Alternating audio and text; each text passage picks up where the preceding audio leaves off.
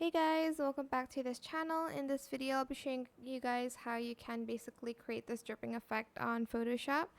So select the subject first, and you're just going to press Ctrl J, and I'll just make that invisible, or you can delete it. Enable this, right click, and then rasterize the layer. Select the magic wand. Let me just adjust the image first, like so,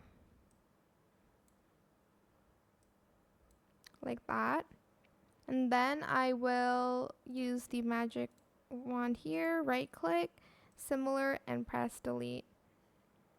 Okay, then you're going to want to press Control on your keyboard and then the layer here. Then you are going to press select and then select inverse. And then on this one, mask the I need to mask this one, sorry. So let's not select that first. Control this and then mask it. I'm so sorry, I forgot that step. And then this one, control and then press it again. Select and then press inverse. Select the mask and make sure the brush is on the black color. And make sure the opacity and the hardness is at 100%. Then you're just going to want to delete the mask here until there's nothing more.